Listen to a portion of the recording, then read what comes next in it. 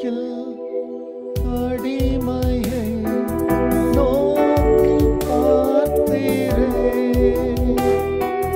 தாழ்மையில் அடிமையை நோக்கி பார்த்தீரே.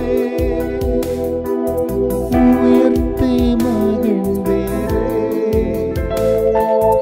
ஒரு கோடி ஸ்தோத்திரமே. உயர்த்தி மகிழ்ந்தீரே.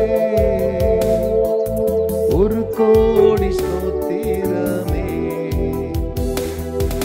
உமக்கு மகிமை தருகிறோம். உம்மில்தான் மகிழ்ச்சி அடைகிறோம்.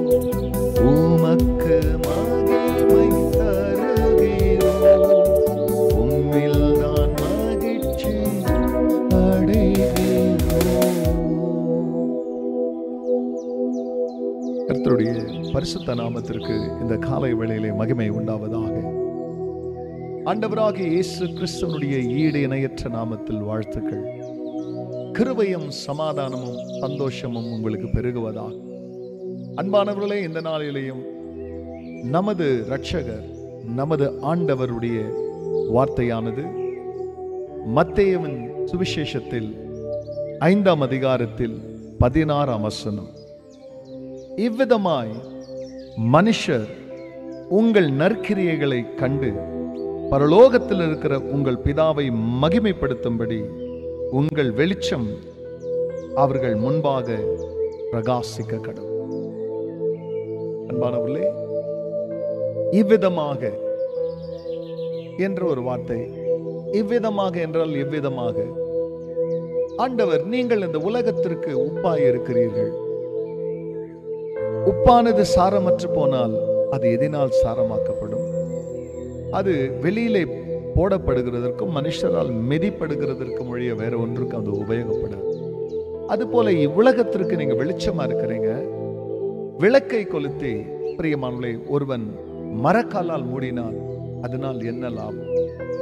உங்கள் வெளிச்சம் இவ்விதமாய் மனுஷருக்கு முன்பாக பிரகாசிக்க கடவுது.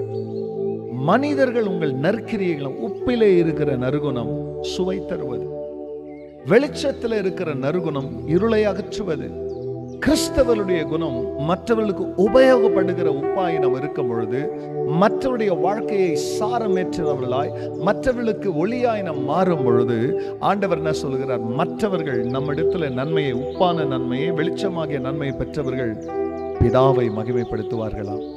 நம்முடைய வாழ்க்கை சாரமற்ற உப்பா அல்லது பிரியமானவர்களே நம் மரக்காலால் மூடப்பட்ட வெளிச்சமா என்பதை சிந்தித்து, ஆண்டவரே, நான் உமக்கு சுவை தருகிற உப்பாகவும் மற்றவர்களுக்கு வெளிச்சத்தை தருகிறதான ஆண்டவர் விளக்காய் திகழ எனக்கு உதவி செய்யும் என்று கேட்போம்.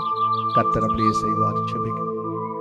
பரிசுத்த பிதாவே, உங்க நாம மகிமை அடையற்று தமது மகனை அனுப்பி நாங்கள் இவ்வுலகத்தின் உப்பு என்றும் இவ்வுலகத்திற்கு நாங்கள் மலையின் மேல் ஏற்றப்பட்டதான தீபமாயிருக்கிறோம், விளக்காயிருக்கிறோம்.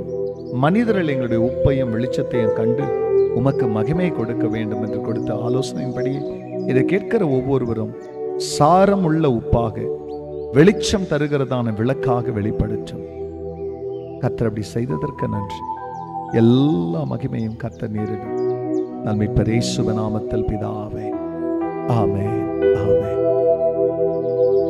உமக்கு மகிமை தருகிறோம், உம்மில்தான் மகிழ்ச்சி அடைகிறோம்.